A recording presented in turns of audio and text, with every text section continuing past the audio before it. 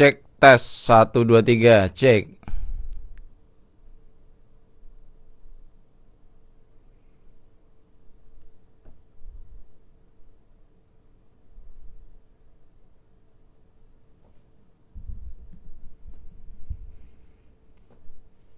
Ya, selamat malam teman-teman. Mohon feedbacknya tentang gambar, suara.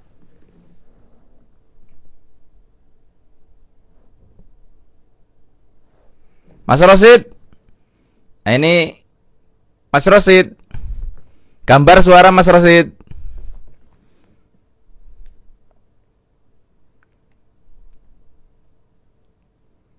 Oh ya, Mbak Tari bilang udah oke.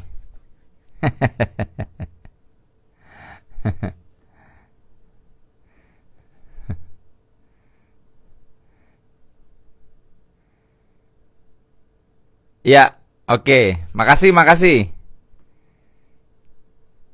Ya. Baik, saya harus ngintip dulu nih tema kita. Sebentar ya.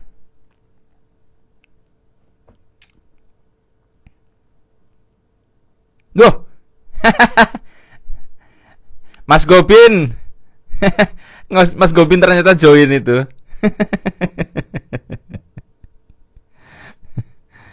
Sebentar, sebentar. Saya harus ngintip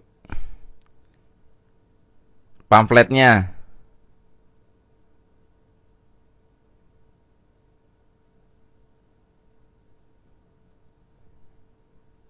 Nah, ini dia.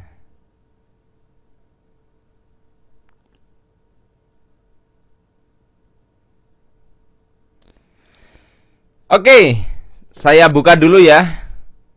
Sebentar lagi deng, 1 menit lagi nih. Iya, tadi ada Pak Gobin itu. Mungkin iseng mampir sebentar. Biasanya beliau jam segini juga sedang ada acara itu.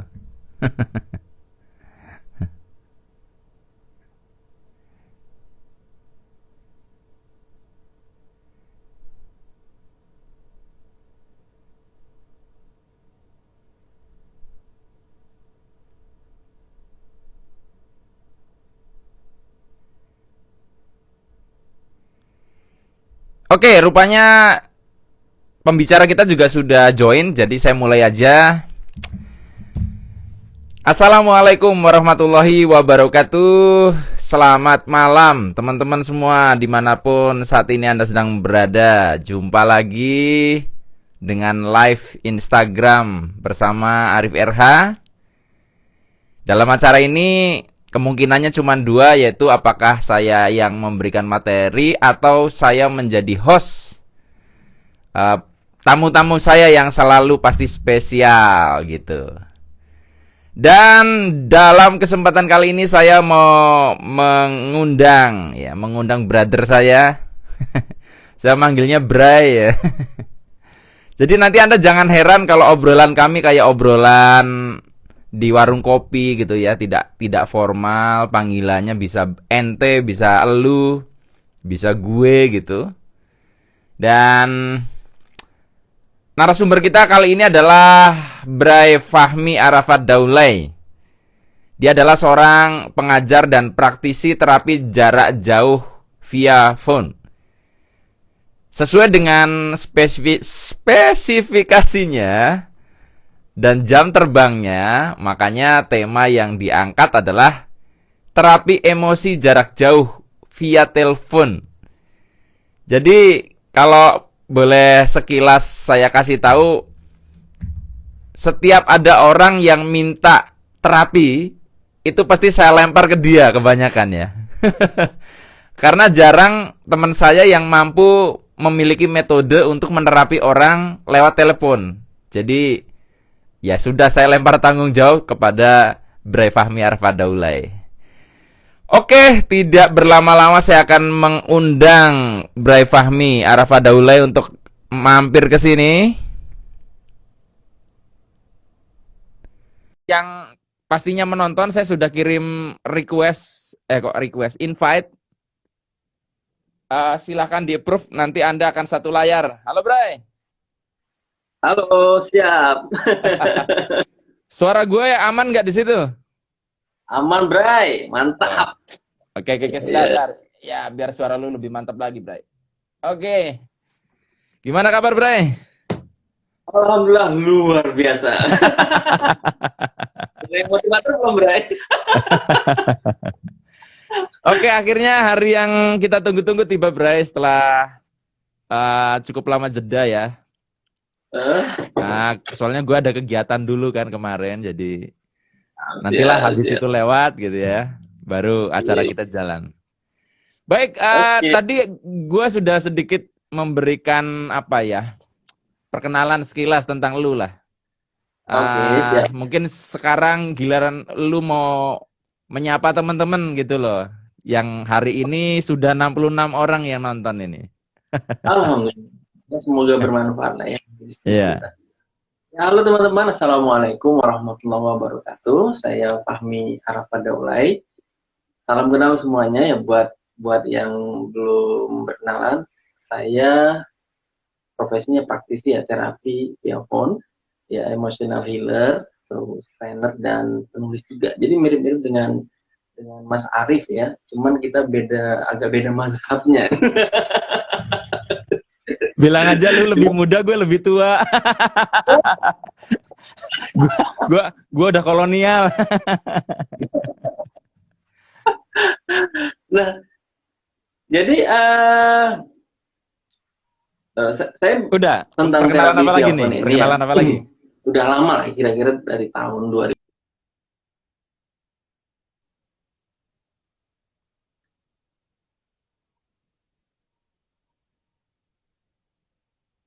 Halo, Bray. Agak nge-lag, Bray. Oke. Bedanya ini lebih private. Halo? Halo. Agak nge-lag di gue.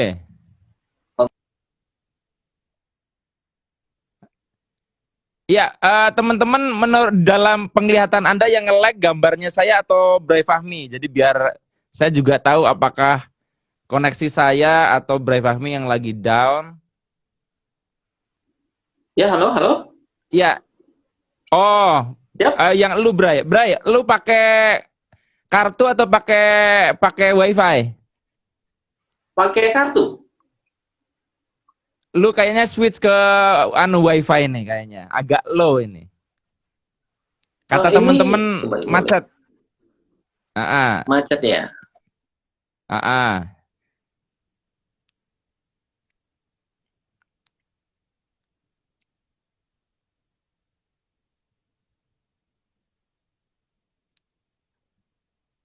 Oke, ya. Kita tunggu Bray Fahmi sedang pindah mode sinyal dari kartu SIM ke Indi rumah ya.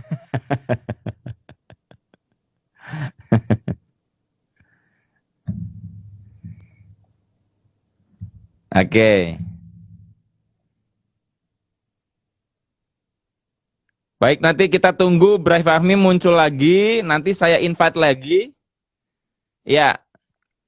Jadi gini, saya sudah sebuah standar kalau mau mengundang pembicara biasanya kita tes dulu koneksi. Kemarin dengan antara WiFi dengan kartu bagusan pakai kartu gitu loh. Jadi kayaknya ada sesuatu yang berbeda malam ini sehingga loh pakai kartu kok agak slow gitu loh. Kita akhirnya putuskan untuk plan kedua yaitu pakai apa?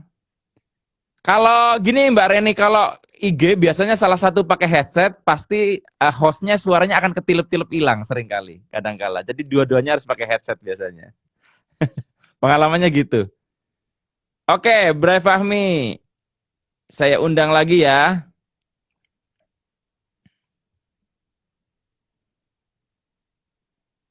Gue udah undang lagi, Bray.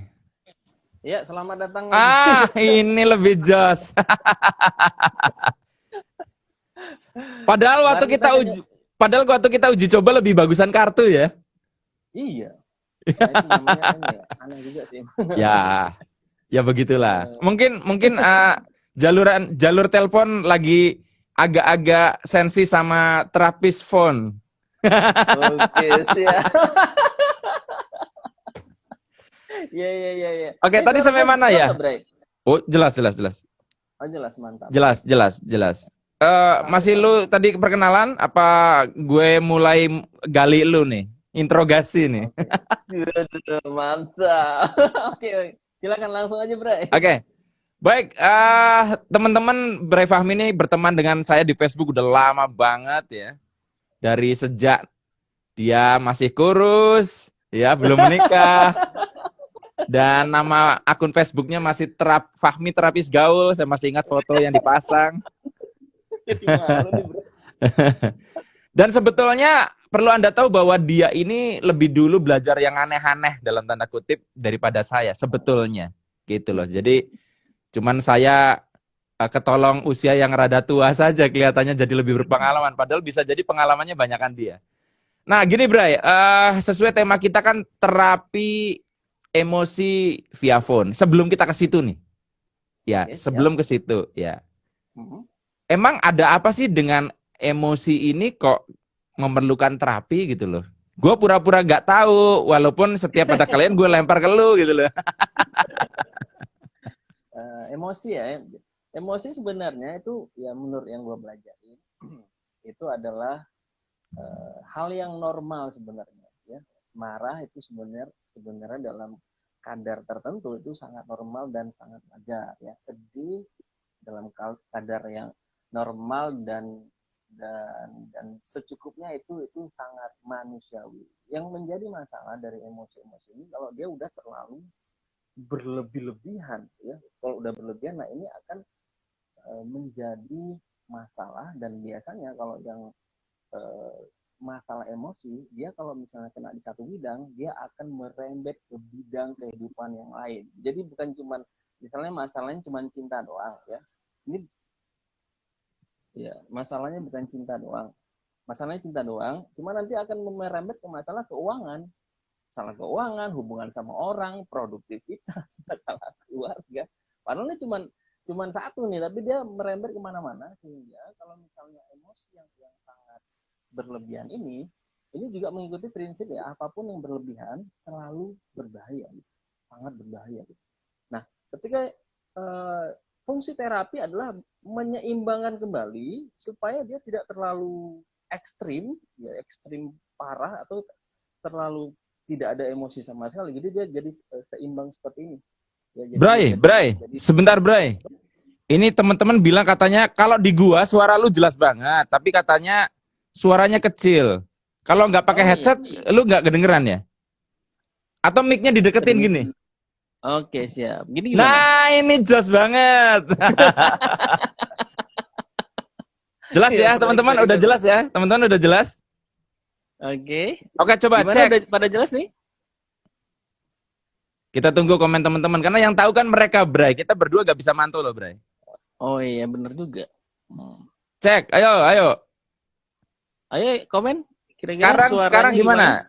Udah Jos, udah oke, siap. Berarti dideketin ya. Lu gantian suaranya. Ya, gini, kadang gini. Iya, siap. Oke, lanjut, Bray. Lanjut. Jadi yang menjadi masalah dengan emosi ini sebenarnya bukan emosinya, tapi apakah dia berlebihan atau enggak gitu. Kalau udah berlebihan, ini akan membuat begitu banyak masalah banget ya. Dan dia akan merembet ke sana kemari. Ya, masalah cinta, kena masalah uang, kena masalah keluarga, kena masalah kesehatan, ya, kena masalah bisnis dan lain sebagainya gitu. Jadi ketika misalnya seorang udah mengalami emosi yang sangat-sangat berlebihan, well that's the problem ya, problem banget ini, benar-benar oh my god gitu. Ya, makanya dalam banyak kasus ya, misalnya ada orang yang patah hati, nggak bisa kerja dia, nggak bisa kerja, iya ya, nggak bisa mikir, sholatnya juga misalnya dia ibadah nih, sholat nggak fokus, ya, betul juga fokus, ya. Terus bawaannya ngamuk ya, sensi gitu, ngapain lo gitu. Nah, ditanya apa kabar, Bray? Kan gitu, wah nggak usah nanya-nanya gitu. Jadi senggol baca nih. Padahal emosinya cuma satu ya, emosi yang terganggu masalah cinta doang nih misalnya ya. Tapi yang kena semuanya gitu. Dia sama mungkin pelanggannya jadi bawaannya ngamuk, akhirnya orang kan jadi nggak mau beli lagi. Oh jangan ke sana, Dan orang cerita nih, jangan ke sana, bahaya tuh orang. Bawaannya ngamuk mulu. Padahal masalahnya cuma satu, masalah cinta di satu bidang kehidupan, tapi dia merembet ke sana kemari. Iya, Ini iya, iya, yang itu. bisa apa ya?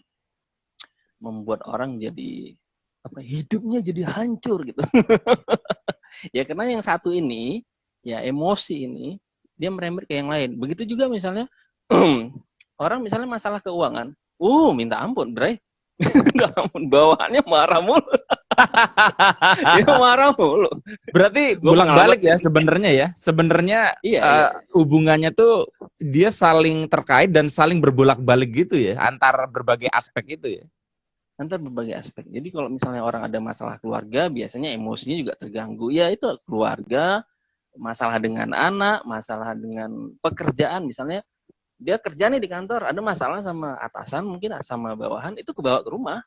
Kebawa ke rumah, marah sama istri, menimbulkan masalah baru, ya kan, marah sama anak, kesehatan terganggu, hubungan dengan Tuhan juga mungkin terganggu karena jadi males sholat lah, jadi macam-macam gara-gara satu hal yang kurang diberikan perhatian, intensi, atensi yang tepat ya, dengan ilmu yang tepat. Jadi memang apa ya, kayaknya sepele, tapi kalau misalnya nggak diberesin, oh my god man, oh my Berarti god, kalau ini kalau bahaya. gue simpulkan gini, Hah?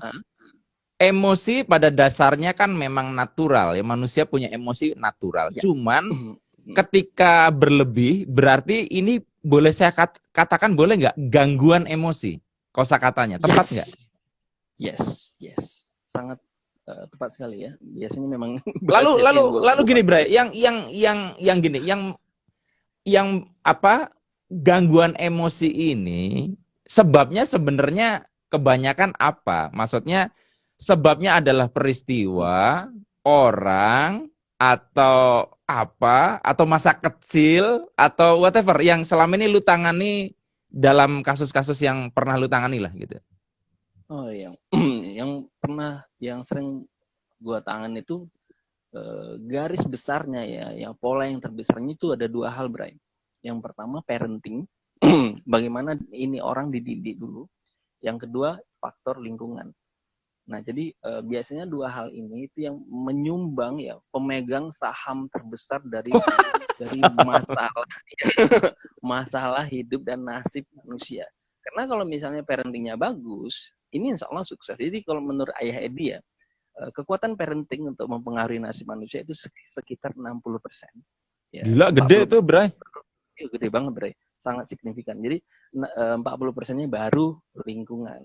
Jadi kalau misalnya orang udah parentingnya udah benar, insya Allah dia akan lebih banyak bahagia ya, lebih banyak merasakan bahagia, sukses, berlimpah. Pokoknya apapun yang ya, banyak hal yang diinginkan insya Allah tercapai. Contoh yang paling paling dekat mungkin ya, baru-baru ini viral itu mau di Ayunda.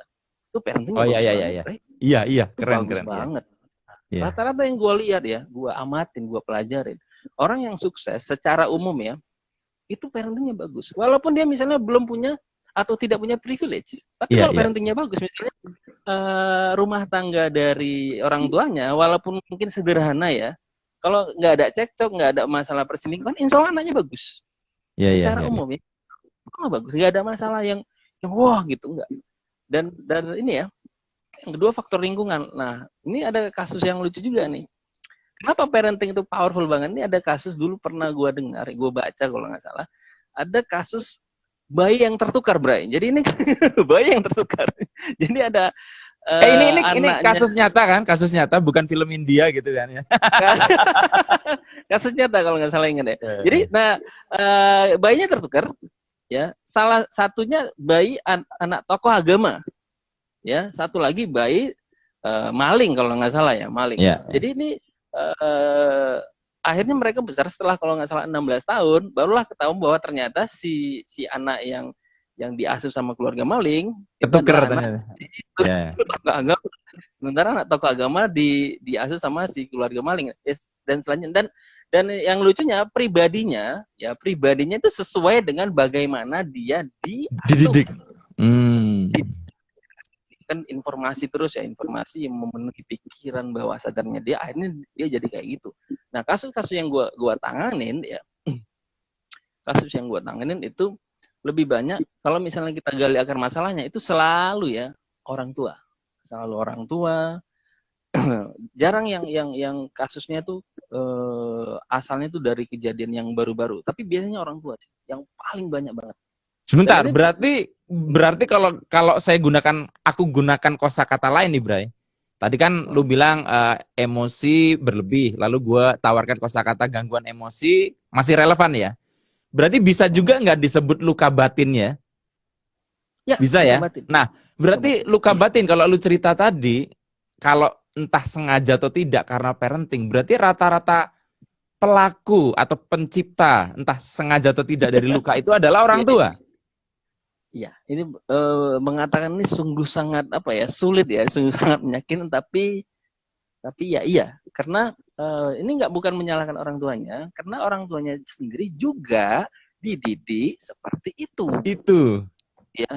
Nah, jadi ini kayak semacam apa ya, dosa keturunan ya, dosa turunan. Iya, Jadi warisan kesialan ya. yang menurun, berarti ya, Iya. dosa warisan. Ya, orang tuanya juga dididik seperti itu, ya. Orang tuanya dari orang tuanya juga dididik seperti itu, akhirnya nyampe ke dia gitu. Makanya kan kayak kata Cak Lontong ya, kemiskinan itu sekarang menurun ya, menurun ke anaknya, menurun ke cucunya, menurun. Karena mindset cara berpikirnya, cara melihat dunia itu diturunkan dari orang tua ke orang tua yang lain, termasuk cara cara mereka mendidik anaknya. Nah ini yang ngeri banget. Jadi luka batin itu bisa terwariskan. Nah ini jadi kalau misalnya ini nggak diputus, oh my god, ini bahaya banget sampai ada yang luka batin sampai 34 atau 35 tahun, ya bahkan banyak kasus yang sampai meninggal masih masih menyimpan Masih menyimpan luka itu luka ya. ya. Dan dia Nah, menyerang ya, dia eh, gini, Bray. Gini. Sebenarnya luka itu tercipta kapan? Misalnya gini, Bray. Misalnya apakah di zona-zona tertentu mereka masih kecil atau bahkan saat dewasa pun itu masih begitu melukai karena kalau udah rada gede kan mereka sudah punya defense gitu ya secara subconscious lah katakanlah gitu. Atau itu nggak ngaruh. Pokoknya as long as selama masih punya orang tua kapanpun tuh anak bisa terluka gitu. Dari kasus yang lu amati gitu. Oke, dari kasus yang gua amatin ya, bahkan sampai sekarang kalau misalnya orang tuanya masih ada, dia masih sangat potensial untuk terluka. Ya karena Hmm. selama orang tuanya masih yang sering gua sebut apa, zombie ya. Ini Nah, zombie, kalau zombie itu kan kalau ngegigit dia akan menciptakan zombie baru. lebih baru. Iya iya iya, iya. Nular ya. Oh, menular, sangat menular kan gitu. Jadi selama orang tuanya belum memperbaiki diri ya, memperbaiki diri maksudnya salah satunya adalah melepaskan luka batin akibat metode parenting atau informasi yang emosional yang diterima dari kakek yang zaman dulu itu biasanya agak susah berubah juga gitu. Makanya bagaimana caranya? Gimana cara kita deal with it gitu. Ya pertama kita dulu sendiri ya, kita sendiri aja dulu. Ya kalau misalnya terlalu toksik, saran gua dari dulu jauhin, benar-benar bahaya. Soalnya gini, kalau misalnya ada orang yang ngerasa sok kuat banget gitu, padahal ya secara 10 tahun belakangan dia sering lemas, kena penyakit berat ya, masalah finansial terus menerus, dan itu adalah penyebabnya orang yang terdekat sama dia mending jauh. Bukan nyuruh orang untuk durhaka, enggak, ini untuk menyelamatkan diri dulu gitu. Kita kan nggak Nah, boleh dalam tanda kutip membunuh diri kita sendiri. Karena nah dalam gitu, banyak Bray. kasus ya, Gitu, Bray. Gue nyeletuk mumpung ingat. Kasusnya kadang mereka tuh ingin mencoba istilahnya apa, Bray? Asertif. Jadi orang tua nih ada sesuatu yang mungkin anak kan terluka, terus dia, wah, gue pengen ngomong bahwa gue tuh terluka oleh Anda kepada orang tua. Kan itu kan bisa melegakan perasaan ya, Bray. Tapi reaksinya ketika anak itu ngomong ke orang tua, kadang nanti disebutnya anak durhaka, Bray. Padahal konsepnya kan nggak hanya anak durhaka, tapi ada juga orang tua yang durhaka. Yes, gue setuju banget, Bray. Ya soalnya gini ya, kalau misalnya kita bicara tentang agak-agak dalil gitu ya. Jadi zaman Nabi dulu ya, ada seorang laki-laki datang ke seorang sahabat Nabi namanya Umar. Habis itu ini anak yang ngadukan bapaknya. Aku nih nggak bener nih, bapakku kurang ajar segala macam. Terus Oh enggak, bapaknya ngadukan, ini anakku ini kurang ajar, nggak patuh, nggak ngapa-ngapain, pokoknya disuruh nggak benar segala macam. Oke gitu. Sekarang panggil anakmu. Jadi panggil anaknya. Kamu kenapa kok bisa durhaka sama bapakmu? Ya gimana? Namaku aja dikasih jelek, habis aku dididik dengan buruk dan pokoknya parah lah. Ini nggak cocok dipanggil bapak. Nah, yang malah dinasehatin sama Umar bin Khattab itu malah bapaknya. Gitu, ingat ya, Umar bin Khattab ini salah seorang sahabat besar yang Nabi Muhammad pernah bilang Bijaksana ya. ya sangat bijaksana. Nabi Muhammad pernah bilang kalau seandainya ada nabi lagi setelahku, orangnya adalah Umar.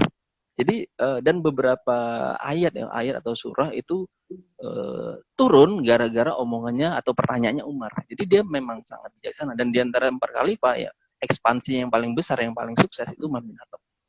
Nah, jadi konsep orang tua durhaka, kalau kita misalnya mau mengkaitkan dengan agak-agak dalil, atau ini biasa disebut dengan asar ya. Asar itu kayak perkataan sahabat gitu. Nah, itu bisa dari situ juga gitu.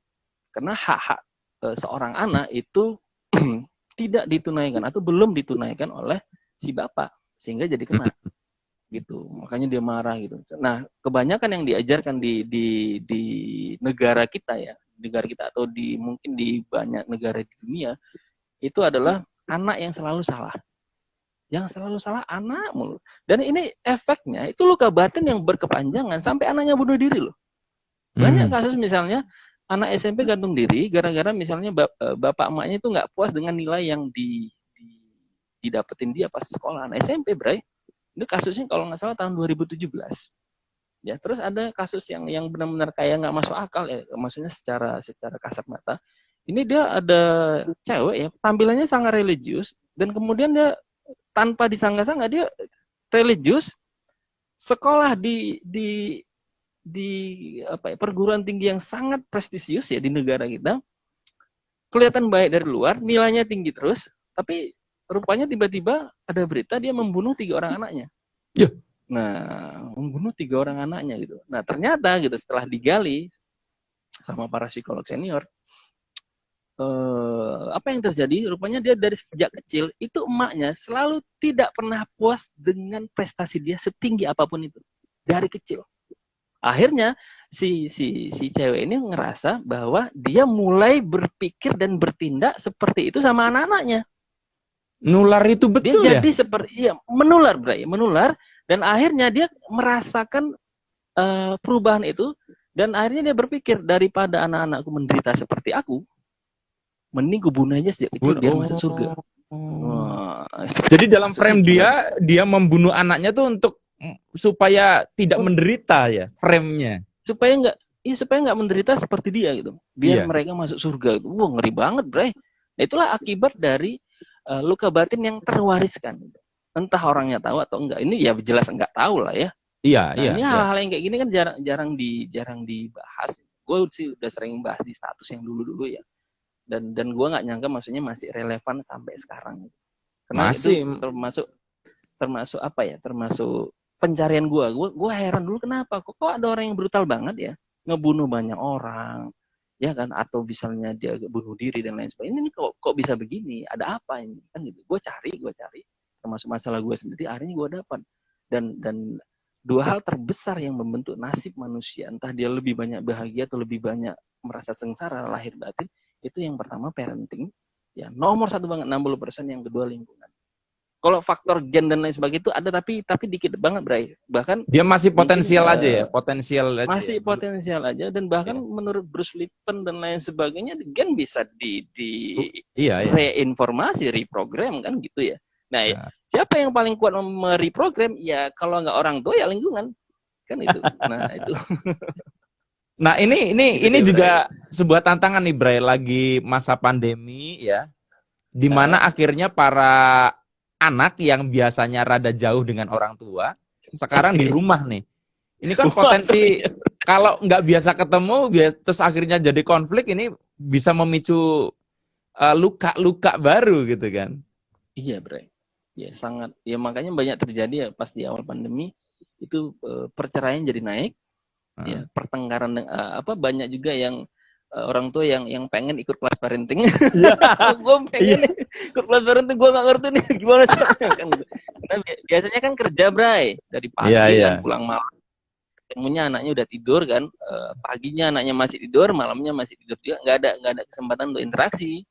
Ya udah jadinya begitu deh gitu. Akhirnya begitu ketemu dengan sifat asli anaknya, dan dia juga nggak suka dengan reaksinya dengan anaknya, karena gue kok marah-marah mulu ya, gue nggak ngerti anak gue sendiri gitu kan gitu. Nah akhirnya dia nyari kelas parenting.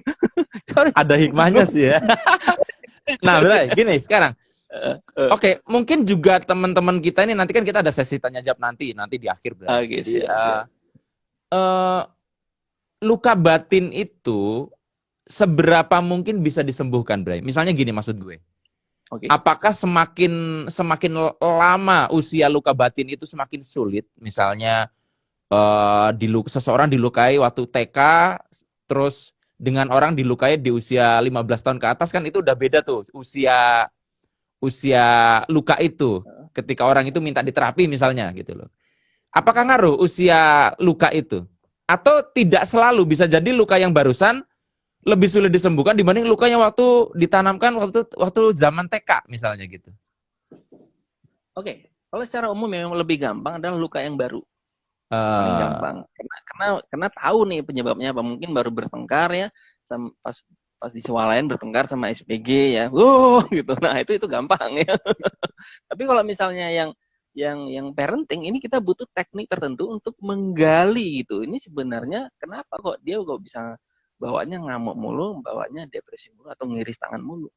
Nah, itu biasanya ada satu atau beberapa event atau kejadian traumatis yang membentuk bawah sadarnya dan karakternya jadi seperti itu. Nah, kalau itu misalnya udah ketemu nih ceritanya, dan kita lepasin, insya Allah dia akan jadi lebih, ya udah gitu, udah jadi lebih santai gitu, otomatis. Karena inner child atau dirinya yang waktu itu mengalami kejadian itu udah damai, udah tenang, udah ya udah gitu. Aku ikhlas, aku pasrah.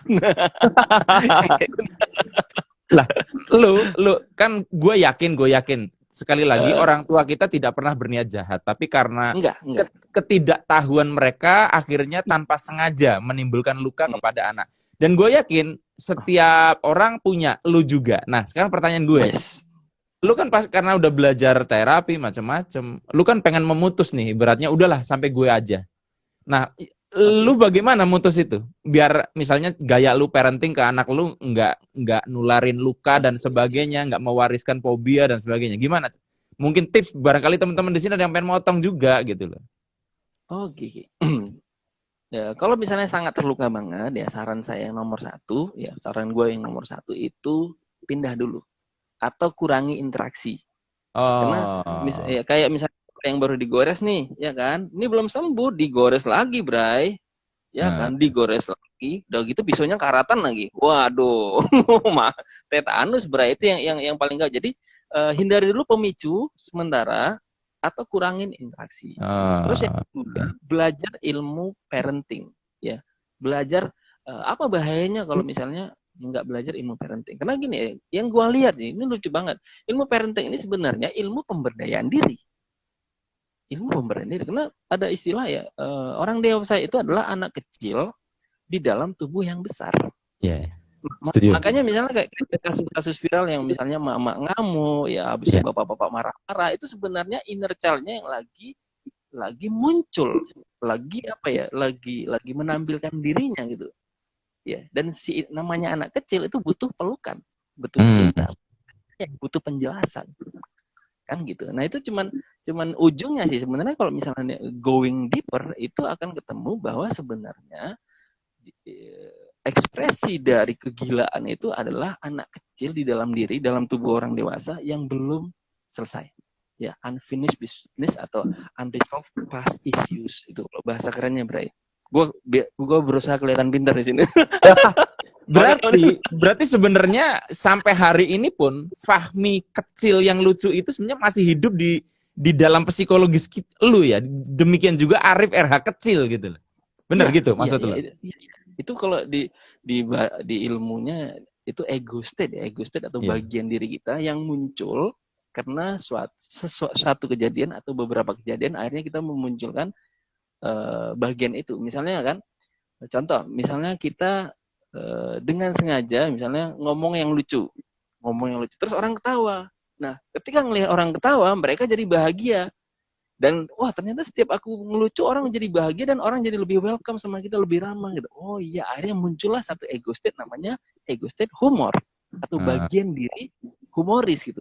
Wah ya. ternyata digunakan di training juga ampuh, oh makin kuat lagi, makin kuat lagi kan gitu. Akhirnya jadilah itu permanen di dalam diri kita. Itu proses munculnya ego state. Begitu juga misalnya tentang marah gitu kan, wah diginiin marah-marah akhirnya muncul ego state marah. Jadi nggak tiba-tiba ya kan, setiap manusia itu begitu lahir dia hampir no ego state. Memang nggak ada ego state, itu akan muncul ketika baru dia terinformasi oleh orang tuanya, oleh lingkungannya, oleh stimulasi di sekeliling-kelilingnya, barulah muncul dia.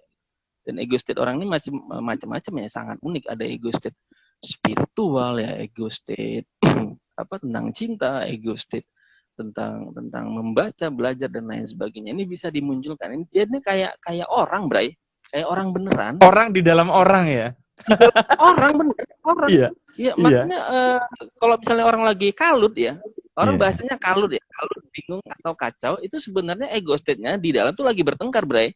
Ah, Oh gitu. Makanya kalau misalnya kita bilang ada istilah ramai di luar, sepi di dalam, apa?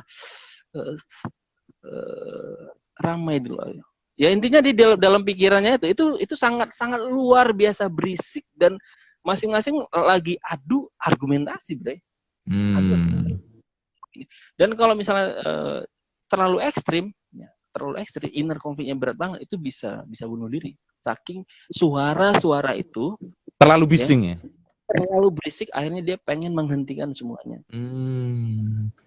Akhirnya lompat lah, mungkin gantung diri dan lain Nah, sebagainya. kalau orang yang lu pernah denger nggak yang semacam kayak split personality itu juga ego state ya berarti? Ego state. Jadi ini menarik banget ya. Soalnya ego state ini juga ya, kasus Sibyl ya itu kan ya, jadul banget ya, 16 kepribadian segala macam. Jadi ada yang mungkin peneliti kalau nggak salah ya. Jadi satu bagian dirinya tuh ya, mungkin bagian dirinya yang normal itu sakit diabetes, tapi pas dia pindah ke bagian diri yang lain, itu diabetesnya nggak ada, Bray. Nggak ada. Bisa Iya, gitu nggak ya? ada. Bisa, Bray. Berarti Jadi pikiran ngaruh ke body ya? sangat sangat ngaruh ke body. Makanya gue baca deh buku The Miracle of Mind Body Medicine ya, bukunya Pak Adi W. Gunawan, itu benar-benar super gila, Bray. Dulu alasan gue masuk ke hipnoterapi atau misalnya terapi emosi gara-gara baca, mungkin lu pernah baca juga tentang pengaruh dari gangguan pikiran atau emosi itu sampai 70% ke kesehatan manusia. Iya, iya, iya. 70% gitu. Nah, gue kan pengobatan alternatif, berarti kalau misalnya gue nggak nguasain ini gitu, ini kan banyak penyakit yang sulit tersembuhkan. Nah, ini gue masuk jadinya. Salah satu ternyata gue menemukan banyak hal yang lain yang sangat menarik, termasuk dalam urusan kesuksesan manusia. Ini sangat dipengaruhi dua hal itu. Akhirnya gue ketemu jadi semacam apa ya, memulai perjalanan gue ke dalam diri sebenarnya ya. Hipnoterapi, ya ego state terapi, ya emotional freedom technique dan lain sebagainya, itu kayak membangun puzzle pemahaman gue terhadap apa yang terjadi sama nasib manusia. Versi gue ya, maksudnya mazhabnya gue. Kan itu masing-masing punya ini ya, punya jalannya sendiri, cuman oh iya parenting, oh iya lingkungan, Masya Allah, sangat kuat banget gitu, sangat luar biasa. Ya banyak ya kasus, misalnya kayak ada kasus kalau nggak salah kejadian di Medan ya, disekolahin sampai ke Australia ya, tapi dari kecil terus dia udah kuliah 4 tahun di Australia, tapi dia nggak dapat kerja juga selama bertahun-tahun, dinyinyirin terus sama orang tuanya. Dan gue yakin itu dinyinyirin itu bukan sejak saat itu aja, tapi dari kecil kan ditekan ya. Mungkin dia kuliah di Australia juga nggak mau kan gitu ya. Akhirnya karena dinyinyirin, mungkin di depan orang juga dinyinyirin, depan orang lain, akhirnya dia permisi di sebuah makan siang, permisi naik ke atas, kemudian dia lompat, lompat. Nah itu dari orang tuanya. Makanya kalau saya ngelihat ada orang tua yang ngehina anaknya, lihat tuh kamu nggak seperti dia dan lain sebagainya. Itu sakit banget, sakit banget. Walaupun nggak kelihatan di ekspresi wajah, tapi itu sakitnya luar biasa. Nah itu yang paling, salah satu hal yang paling mengerikan dari dari membanding-bandingkan itu benar-benar sangat menghancurkan. Kan itu sangat luar biasa menghancurkan. Apalagi di zaman sosmed sekarang ya. Membanding-bandingkan itu sakit banget nih. Lu udah nonton kan yang apa the social dilemma itu ya? Lu Sosial nonton nggak? itu naik, Bray, sampai hampir 200%. Iya, sejak ada sosmed kan angka bunuh diri naik ya. Iya ya, bener kan? Sangat naik, hampir 200%.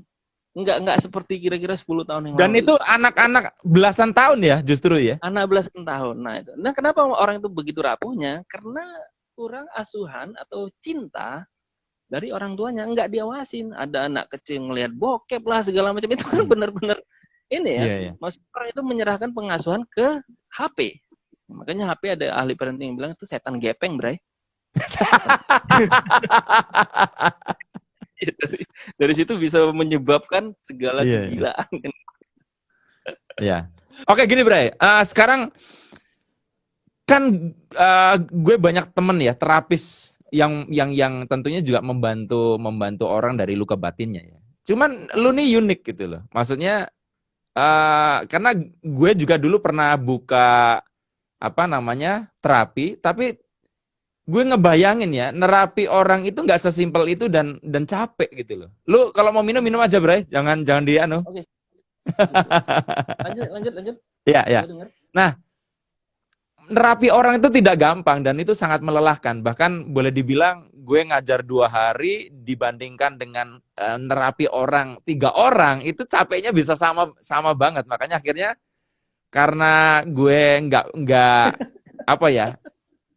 nggak bisa membagi 2 hal itu, energi untuk terapi dan training, akhirnya gue memutuskan untuk tidak lagi melanjutkan jalur terapi. Nah, pertanyaannya adalah lu di sini kan kenapa gue minta untuk sharing adalah karena lu agak unik menurut gue, karena lu bisa melakukan terapi lewat telepon gitu loh. Sementara ketemu langsung aja tuh kadang tuh sulit gitu loh untuk terapi orang. Lalu kok lewat telepon gitu loh. Jangan-jangan lu pakai makhluk halus ini. Kan orang kan kadang kayak gitu kan. Menduga yang enggak gitu. Nah selama ini gimana yang mungkin lu melakukan itu tuh bagaimana gitu loh? Oh, gue melakukannya. Ini gue cerita dulu ya. Dulu gue juga nggak percaya bisa begini. Jadi gue punya teman ya, teman terapis juga ya. Gue manggilnya Pak Beng. Jadi Pak Beng ini dia belajar hipnoterapi, dia belajar self dan lain sebagainya. Dan kami sering eksperimen, kita tukar pikiran lah, diskusi dan lain sebagainya, kita ngobrol. Dan satu hari, dan dia ini punya teman banyak banget di luar daerah. Waktu itu gue masih tinggal di Medan, ya kan? Dia punya banyak banget teman di luar daerah dan sering teleponan luar daerah, termasuk di Hong Kong sama Taiwan. Dan kemudian dia mengaplikasikan teknik-teknik itu untuk ngobatin atau menterapi via phone gitu. Ya gue nggak percaya. Dasar tadi ada kasus begini sembuh gitu. Ya gue nggak percaya gitu. Karena gue kan biasa, gimana ceritanya? Emang bisa ya gitu. Akhirnya karena terus-menerus terinformasi begitu, ini berhasil. Lama-lama gue penasaran dong. Kan gitu ya. Penasaran, akhirnya gue coba sama teman gue juga gitu. Dia waktu itu kalau nggak salah sakit gangguan migrain ya. Ya udah gue hipnosis ya lewat apa? Hanya telepon. lewat suara ya, lu nggak lihat fisik wajah dia kayak kita berdua ini kan? Lu lewat telepon, bukan video call gini kan?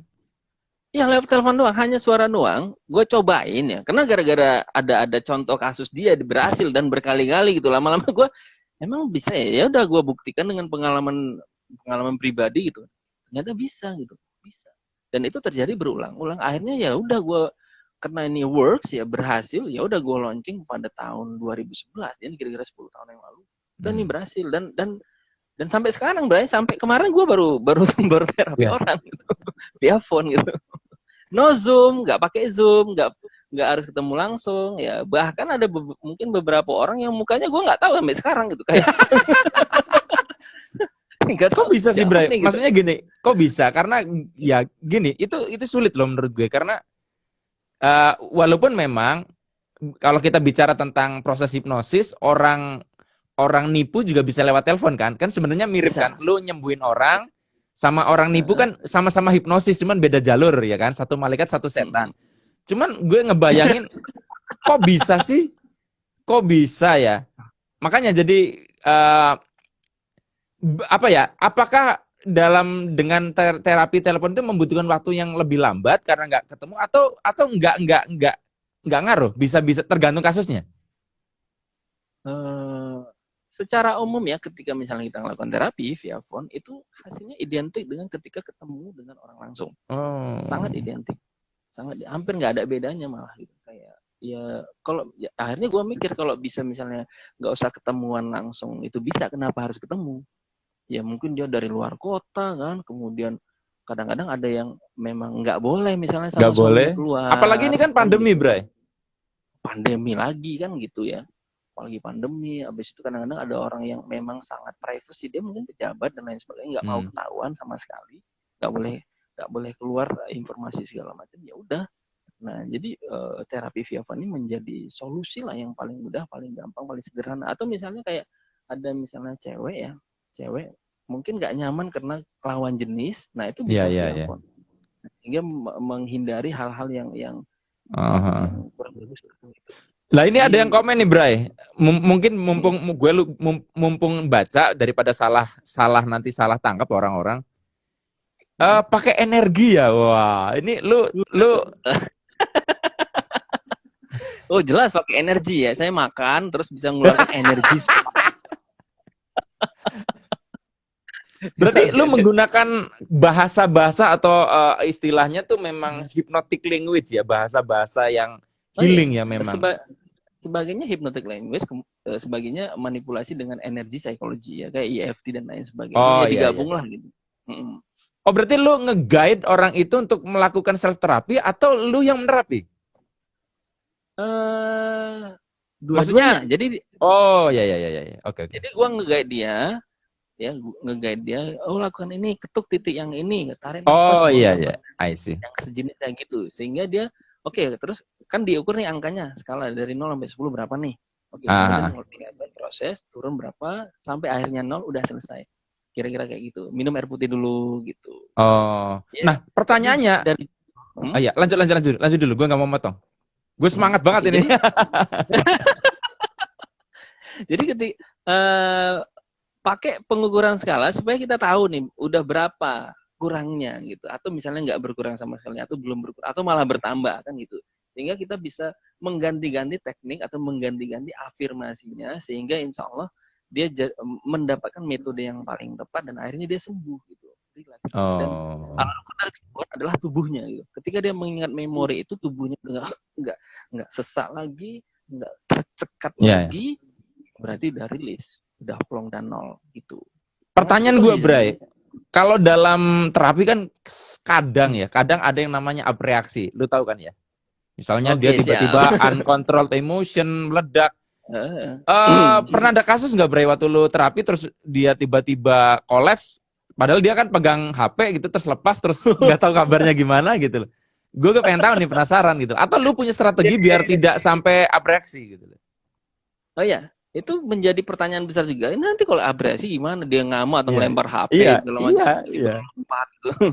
Nah, dengan metode yang gue kembangin gitu, insya Allah tidak ada satu kasus pun orang yang sampai abrasi. Karena gue paksa, Bray. Gue paksa. Fokus gitu. Ketuk terus, tarik nafas buat terus. Jadi gue terus mengendalikan pikiran dia secara jarak jauh, Bray. Waduh. Ngerti gue. Nggak ada abreaksi ya, yang terjadi abreaksi yang berlebihan, maksudnya kalau misalnya nangis ya, atau misalnya kayak tiba-tiba jadi anak kecil, nah itu biasa, itu normal lah. Oke. Dia balik ke umur 5 tahun gitu ya, bisa kayak gitu. Nah, nih teman-teman, itu tadi saya kan karena berdasarkan postingan Bray Fahmi yang katanya mau ngasih sampel untuk terapi teman-teman, gue edit dikit gitu loh. Nah, banyak juga nih kayaknya yang nongol di sini tuh pengen juga nih, Bray, icip-icip ini, Bray. Ini kan terapi apa nih, maaf baru gabung. Ini jadinya gimana nih? Lu mau apa melakukan itu juga kan? Yang tadi lu posting. Ya kira-kira 5 menit bisa lah ya. Ini 5 menit nih. Oke. Ya, dijelasin dulu ya mekanismenya gimana. Jadi pertama, oke, teman-teman, ini Bray Fahmi akan menggait Anda untuk yang tadi udah diposting oleh saya dan beliau. Kita akan lakukan terapi live ya, Bray ya. Lu yang memandu. Siap. Tolong Anda beri atensi karena ada prekondisi atau penjelasan yang nanti supaya terapinya berjalan baik gitu Bray. Silakan Bray. Gue nggak mau motong lagi. Oke, siap. Jadi pertama, pikirkan dulu masalah atau problem atau emosi yang ingin dibereskan ya, satu aja. Yang kecil aja dulu, kalau yang besar nanti aja gitu, biar kita eksperimen dulu ya. Terus yang kedua, berikan nama sama emosi itu. Namanya apa nih? Marah, sedih, takut, merasa kecewa, marah sama diri sendiri. Biasanya yang sering terjadi adalah kemarahan pada diri sendiri ya. Kenapa ya aku nggak kayak gitu kemarin gitu. Harusnya dia hajar aja kemarin. Yang kayak gitu ya. Dikasih nama emosinya, marah, sedih, cemas, kecewa, takut, khawatir, ya, merasa gugup dan lain sebagainya. Dikasih nama. Terus yang selanjutnya diberikan skala ya, ukuran. Kira-kira dari 0 sampai 10. 0 sampai 10 ya. Misalnya 10 nih. 10 segini. Nah, kira-kira berapa nih kira-kira skala emosi atau seperti gempa bumi skala Richter, kira-kira dari 0 sampai 10 kira-kira seberat apa gangguan emosi Anda. Ini nggak usah diukur secara detail banget, harus presisi, enggak, kira-kira aja. Tubuh Anda tahu kira-kira berapa. Mungkin 7, mungkin 8, mungkin 5, mungkin 4, enggak masalah. Biasanya yang muncul pertama kali itu adalah yang paling benar. Berapa nih? Wah, 7 gitu. Oke. Udah itu aja. Oke. Nah, selanjutnya nanti kita akan melakukan deep breathing. Tarik nafas. Lepaskan. Fungsinya apa? Supaya mengoksigenisasi tubuh kita dan tarik buang nafas ini secara alamiah ya, kalau dilakukan dengan baik, dengan bagus, insya Allah akan membawa gelombang otak kita jadi lebih rendah, yang sangat bagus banget untuk melakukan pelepasan. Ya, tarik buang nafas, kemudian baru prinsip energi mengikuti pikiran. Rasakan di tubuh Anda kira-kira di mana daerah yang merasa tertekan, merasa sakit, merasa nyeri ketika memikirkan hal itu tadi. Dirasain. Sek, gitu, dirasain. Misalnya di pundak mungkin, di kepala mungkin, ketika memikirkan itu. Misalnya Anda mikirin mantan ya, segala macam. Mungkin di perut segala macam ya. Nah, ini di perut ini Anda fokuskan pikiran di situ dulu. Nanti baru kita pindahin ke telapak tangan kanan. Ya, kanan ya.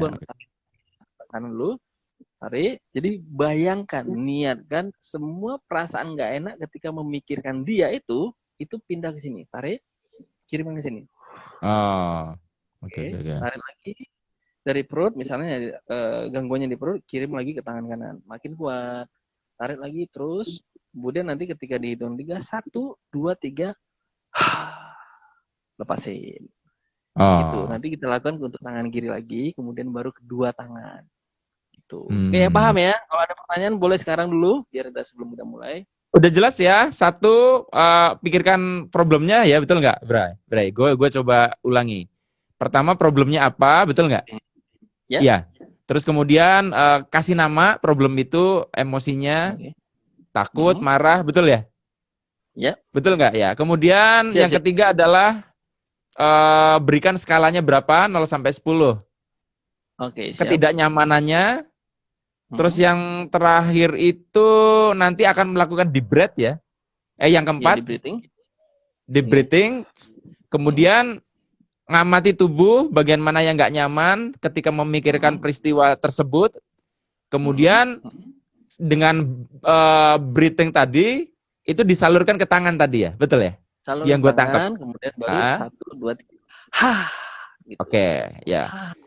Ya. Semuanya ya, sebesar-besarnya ya. Ya, oke, kita mulai ya. Oke, teman-teman siap ya, ready ya? Oke, Bray. Siap, okay. Silakan dimulai, Bray. Pikirkan problemnya. Oke, berikan skala dari 0. Kasih nama. Oh, marah, sedih, emosi. Marah, sedih, kecewa, khawatir, segala macam. Oke, berikan skala dari 0 sampai 10 berapa. Oke, sekarang ambil nafas yang panjang dari hidung. Lepaskan. Ketika membuang nafas, niatkan membuang semua stres, ketegangan, perasaan tidak nyaman di tubuh Anda. Anda aman bersama saya, tenang saja, nyaman, dan rileks. Sekali lagi ambil nafas yang panjang dari hidung. Buang lewat mulut. Keluarkan semua stres, ketegangan, dan perasaan tidak nyaman dari tubuh Anda. Rileks. Tenang. Ya, bagus sekali. Sekali lagi ambil nafas yang panjang. Tarik semua emosi yang tidak nyaman dan perasaan tegang dan capek di seluruh tubuh kita. Buang lewat mulut. Rileks. Sekarang, saya berasumsi Anda sudah lebih rileks. Pikirkan masalah Anda. Ya, ingat masalah Anda. Kemudian, rasakan di bagian tubuh mana emosi itu mengendap atau mengumpul. Bisa di pundak, bisa di leher belakang, bisa di tenggorokan, bisa di kepala bagian depan atau kepala bagian atas, atau bisa di bagian tubuh lainnya. Saya beri Anda waktu untuk mengidentifikasi di bagian tubuh mana emosi itu mengumpul. Mulai sekarang.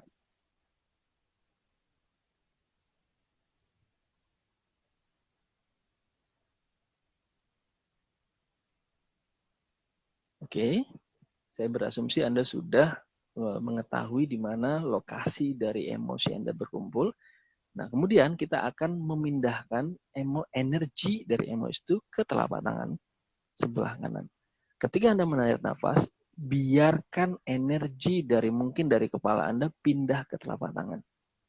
Setiap kali Anda menarik dan memboskan nafas, energi dari kepala tadi, atau pundak tadi, atau perut dan punggung, atau di wilayah manapun di tubuh Anda itu, pindah ke tengah telapak tangan, membuat telapak tangan Anda menjadi semakin berat karena energi itu. Dan setelah nanti 3 kali kita akan lepaskan, ketika Anda melakukan gitu, Anda meniatkan untuk melepaskan semua energi itu kembali ke alam semesta dengan memurnikannya. Oke, sekarang fokus pada daerah di mana energi menumpuk, energi emosi Anda, tarik nafas, kirimkan ke tengah telapak tangan kanan Anda. Bagus sekali. 2, tarik nafas, tarik semua emosi itu, pindahkan ke tengah telapak tangan. Oke, bagus sekali. Sekali lagi, ambil nafas yang panjang, tarik semuanya dari ujung kepala sampai ujung kaki, pindahkan ke telapak tangan. Iya, bagus sekali. Dia semakin terasa makin kuat. Lagi, tarik. Seluruhnya pindahkan ke tengah telapak tangan Anda. Dan di hitungan ketiga, bersama saya, ketika Anda membuka telapak tangan, ucapkan, ha, gitu. Dan bersama dengan ha itu Anda melepaskan semua emosi itu. 1. 2, kirimkan semuanya full. Dan 3, ha. Bagus sekali. Ambil nafas yang panjang pelan-pelan.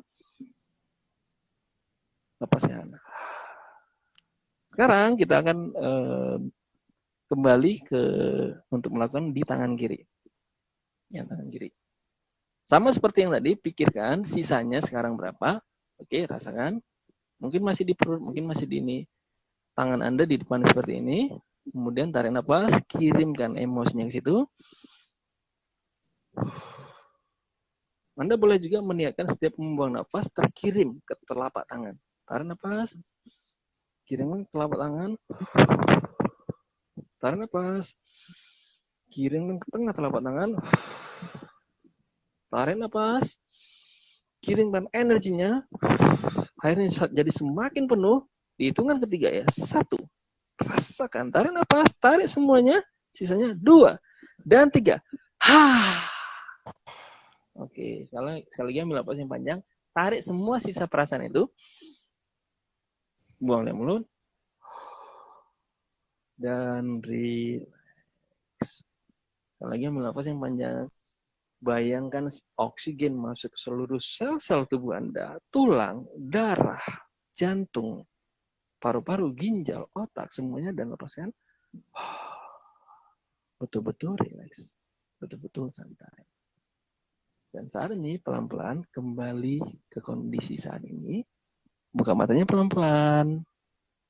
pelan-pelan sadari kondisi sekitar dan kita selesai. Gue ikutan soalnya, bro. Mantap. Ini biasanya di training, pas di training, Bray, ini yang paling heboh lah ya kalau misalnya training offline. Wow. Iya emang, iya. Seru ini kalau offline ya. Iya. Nah, ini itu adalah jadi, salah satu contoh metode, dan tentunya pasti banyak cara-cara lain yang lu lakukan ketika melakukan terapi lewat telepon itu ya, Bray? Ini salah satu contoh yang paling gampang dilakukan secara massal. Iya, karena ini massal kan lu cari yang paling simpel aja kan. Kalau banyak gini kan, kalau yang ribet kan susah jadinya nanti. Susah ya, emang ini kan teknisnya nih terlalu iya. panjang. Ini aja tadi pas gua ternyata lumayan banyak juga ya prosesnya gitu. Tapi intinya tarik, rasakan ya, dirasain semua bagian. Kira-kira biasanya kan ada di satu bagian yang sesak ya kalau misalnya memikirkan memori itu. Ya udah, dari situ dipindahin ke tangan, dilepas. Dari situ pindahin ke tangan, dilepas. Ini bisa dilakukan bahkan tanpa harus diterapi gitu. Dia bisa menterapi dirinya sendiri. Cuman ada beberapa hal yang mungkin nggak sanggup ya diatasin sendiri. Nah, itu baru butuh bantuan terapis gitu. Oke. Tapi gini, Bray, memang kalau menurut gue gini, kalau orang-orang yang sudah belajar gitu ya bisa melakukan sendiri, tapi dari takaran gue sendiri yang udah belajar macam-macam, kadang gue juga nggak bisa handle sendiri gitu lah. Jadi itu normal banget, Bray. Posisi terapis, posisi yang kayak lu ini juga tetap needed gitu loh, tetap dibutuhkan. Ini belum pertanyaan sih, Bray, cuman ini ada yang nanggapin tadi, kalau yang barusan kita lakukan tadi dilakukan sendiri di rumah, diulang-ulang gitu, boleh nggak katanya? Bisa nggak masih? Oh, boleh. Boleh. Boleh banget ya. Sangat bisa. Nah, ini sangat simpel, sederhana, bisa dilakukan siapa aja. Bahkan bisa dilakukan anak kecil juga, apalagi anak kecil ya, imajinasinya gitu. Iya. Dia lebih menghayati mungkin ya, Bro ya. Lebih menghayati, iya. Jadi ini kayak permainan energi. Nah, basisnya gini ya. Kalau dari aliran energi psikologi, semua gangguan emosi berasal dari energi yang terhambat. Jadi ketika energinya yang menghambat itu kita lepasin, ya nanti gangguan emosinya sembuh sendiri. Nah, kalau dari bawah sadar kan apapun yang terjadi di bawah sadar bisa dibereskan lewat bawah sadar juga gitu. Nah, tapi kan pintu-pintu penyembuhan itu banyak alirannya gitu. Dari energi iya, bawah sadar iya, dari doa juga iya, bisa juga gitu. Nah, itu ini dari pendekatan tubuh ke pikiran, Bray. Oke, Bray, ini ternyata nggak kerasa udah jam 8, jadi kita langsung sesi tanya jawab. Kita tidak banyak, mungkin ada 3 pertanyaan, ya, ada 3 pertanyaan yang nanti saya akan berikan kesempatan, nanti gue yang milih, gue bacain, nanti lu jawab gitu ya, Bray ya. Oke, siap. Ya. Oh ya, ini belum pertanyaan, cuman katanya matur nuwun Mas. Kesel sama marah yang dari kemarin dipendam jadi lumayan berkurang dengan cara tadi barusan katanya. Jadi nanti dia mau lakukan sendiri secara lebih serius. Kalau tadi kan mungkin dia baru coba-coba mungkin gitu kan ya, tapi udah ada efek. Iya.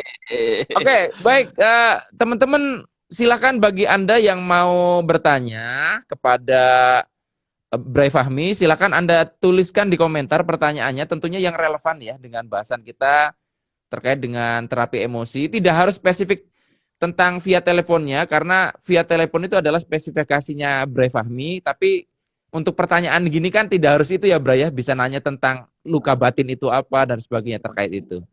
Ya, silakan. Saya tunggu pertanyaannya.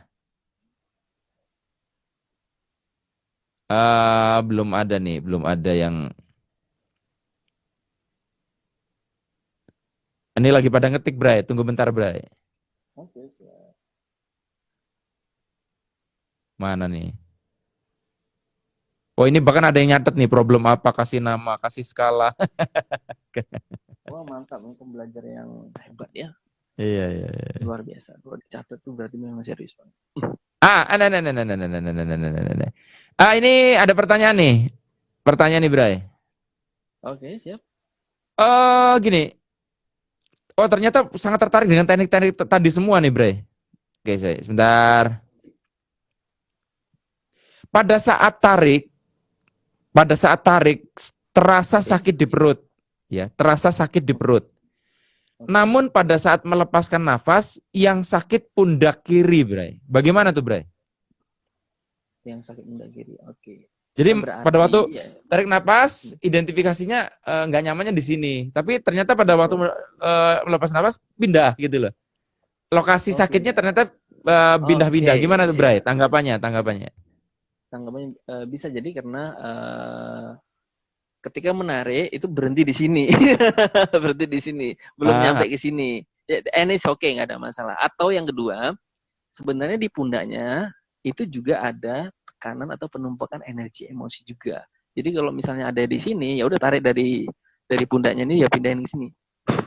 Itu juga nggak apa-apa, nggak ada masalah. Ini sangat sederhana. Jadi kalau misalnya di perut, oh mungkin satu terhenti di sini energinya sehingga akhirnya menumpuk ke sini.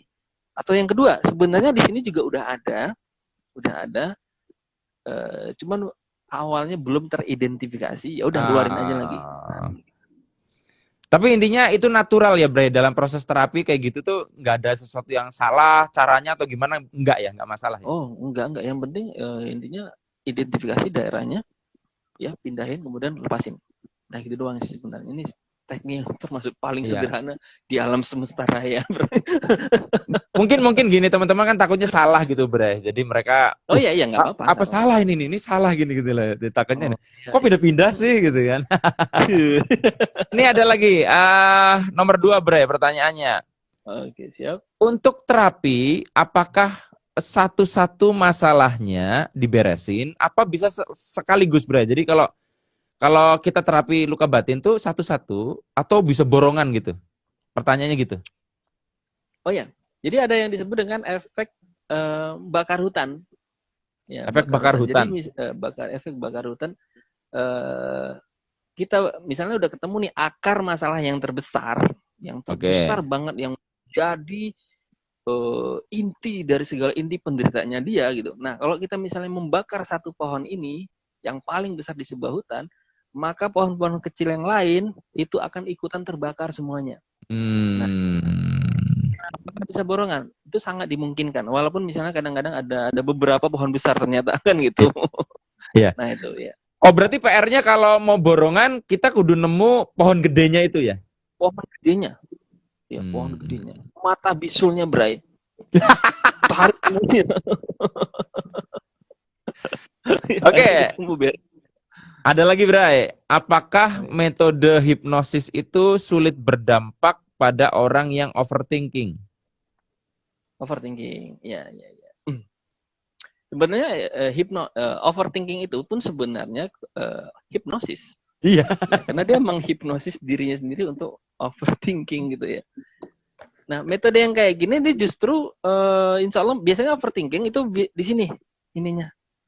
Energinya ngumpul di sini. Ya udah dipindahin aja gini. Lepasin. Nanti insya Allah kayak terasa lebih tenang. Nah, teknik yang kedua, ini sharing ya. Itu bisa dengan teknik memperhatikan pikiran.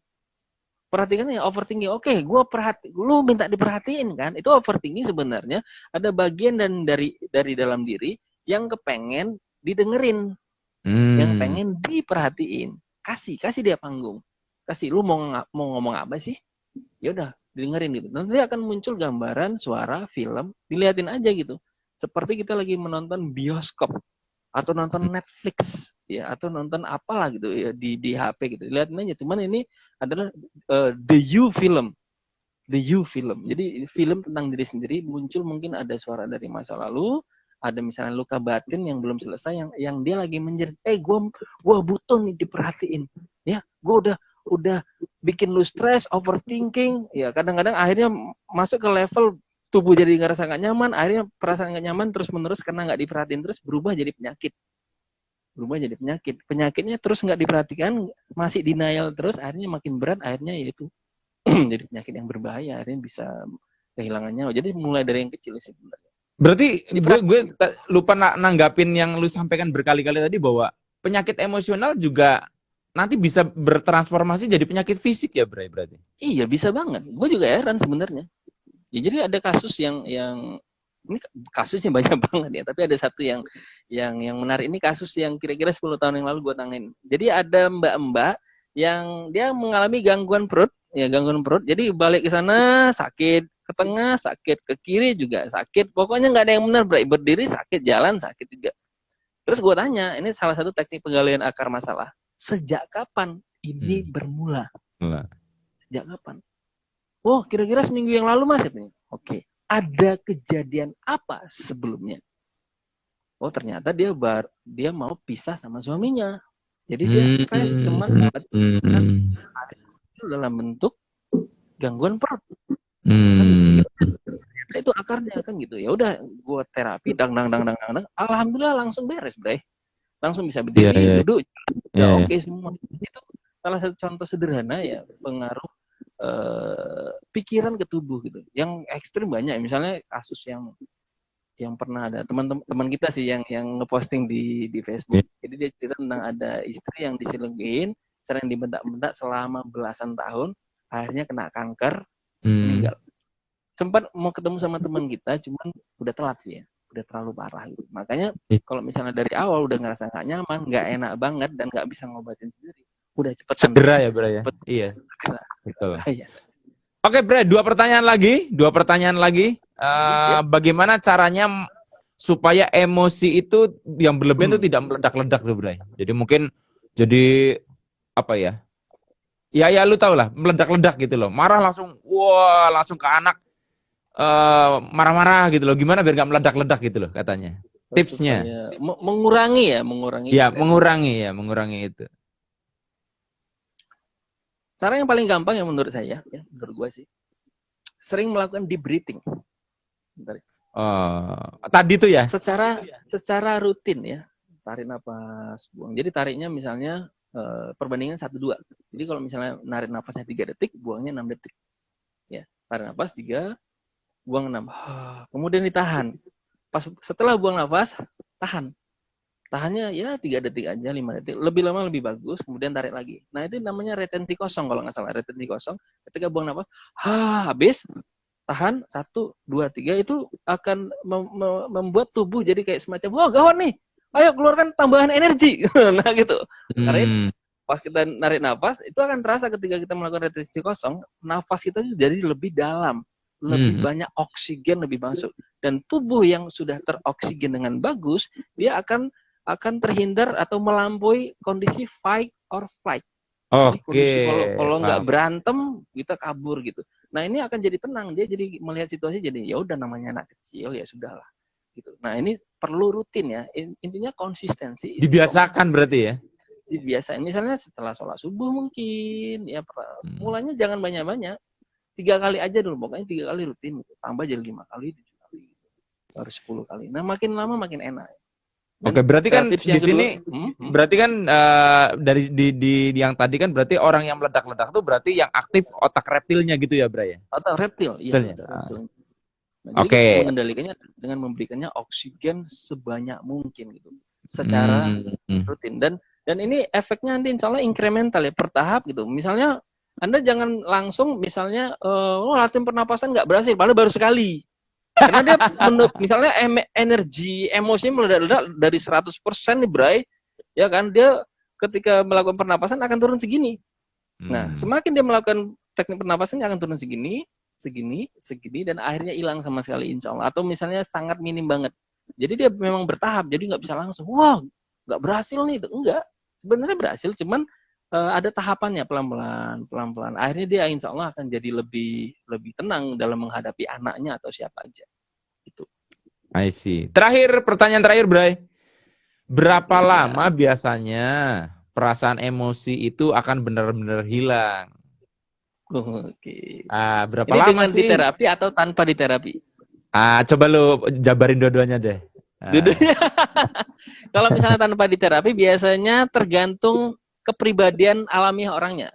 Kalau misalnya tipenya misalnya koleris, ini personality plus ya, koleris, flekmatis, melankolis, ya yang itulah sanguin ya.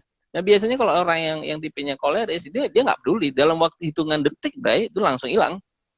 Dia lupa gitu, bahkan dia lupa bahwa dia udah marah-marah gitu. Orang lain udah tersakiti ya, dendam kesumat, dia emang tadi ngomong apa itu? Nah, yang paling parah tuh yang melankolis sama flekmatis, dia akan ingat dan dan akan menunggu waktu yang tepat untuk membalaskan dendamnya. Nah, ini yang orang-orang yang secara alamiah darahnya begini, ya ini menurut Hippocrates sih sebenarnya awalnya, Bapak kedokteran dunia.